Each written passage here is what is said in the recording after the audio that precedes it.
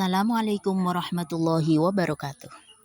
Alhamdulillah, teman-teman mahasiswa yang berbahagia, kita bertemu kembali pada kesempatan kali ini dengan pembahasan mata kuliah fikih sholat.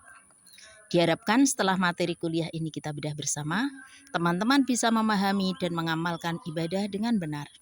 Namun, sebelumnya kita lebih dahulu berdoa agar ilmu yang kita pelajari manfaat, barokah, fid dini wad dunya wal akhirah. Ala hadhihi niyah bisirril Fatihah. A'udzu billahi minasyaitonir rajim. Bismillahirrahmanirrahim.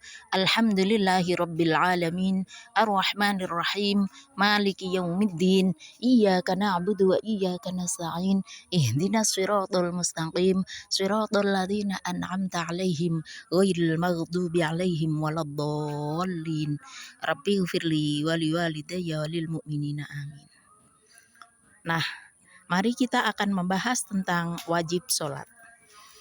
Mengenai wajib sholat ini akan dibahas juga berdasarkan pandangan para ulama 4 madhab. Dari segi lughat, madhab Syafi'iyah dan madhab Malikiyah sependapat bahwa wajib dalam sholat ini pengertiannya sama dengan fardu atau rukun. Berbeda dengan wajib dan fardu dalam bab haji. Sedangkan madhab Hanafiyah berpendapat bahwa yang disebut wajib sholat adalah segala sesuatu yang tidak membuat batal sholat apabila ditinggalkan. Jadi, bila seseorang meninggalkan salah satu dari wajib sholat tersebut karena lupa atau tidak sengaja, maka sholatnya tetap sah. Namun, di akhir sholat, dia harus melakukan sujud sahwi. Dan apabila ia meninggalkannya dengan sengaja, maka wajib untuk mengulangi sholatnya. Wajib sholat menurut madhab Hanafiyah adalah 1. Membaca surat Al-Fatihah pada 2 rakaat pertama dalam sholat fardu ataupun nafilah. 2. Mengumpulkan surat Al-Fatihah dan surat Al-Quran pada 2 rakaat pertama dalam sholat fardu dan nafilah. Selanjutnya, tidak menambah gerakan sholat sedikit pun. Yang keempat, wajib sholat menurut madhab Hanafiyah adalah tumak ninah. Tumak ninah adalah tenang atau tidak tergesa-gesa. Kemudian duduk pertama dalam setiap sholat, meskipun sholat nafilah. Yang keenam adalah membaca tasyahud. Redaksi tasyahud bermacam-macam. Salah satu yang diambil oleh madhab Hanafiyah adalah redaksinya sebagai berikut. At-tahiyyatu lillah wassalawatu wattayyibat. Assalamu alayka ayyuhan nabiy wa rahmatullahi wa barakatuh. Assalamu alayna wa ala ibadillahis salihin. Asyhadu an la ilaha illallah wa asyhadu anna Muhammadan abduhu wa rasuluh.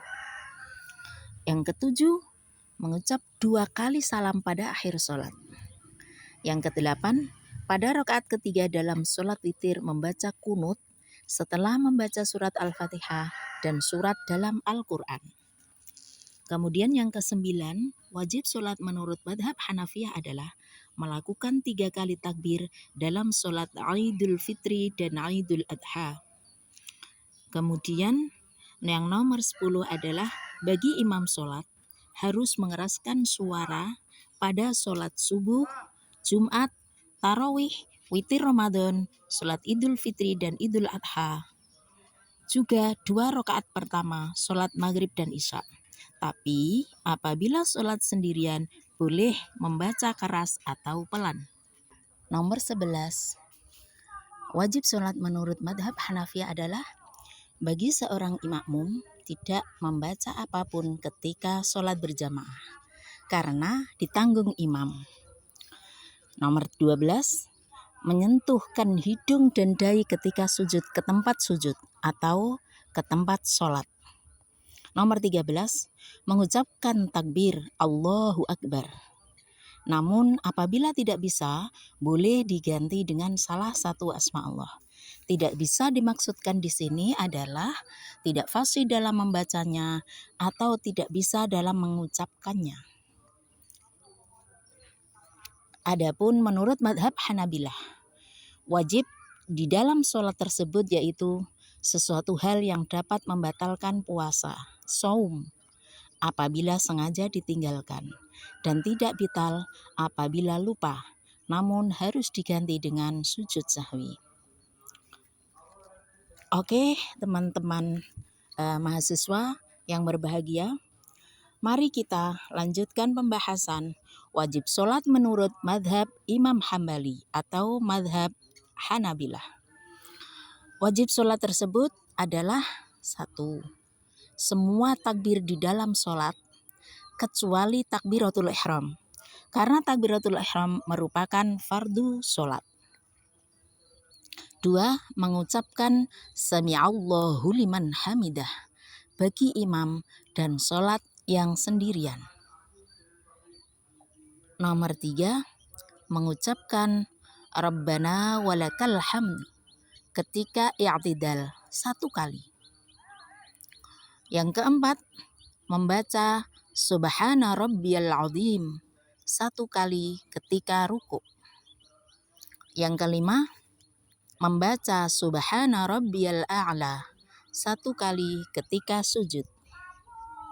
Yang keenam, membaca Rabbighfirli 1 kali ketika duduk di antara 2 sujud.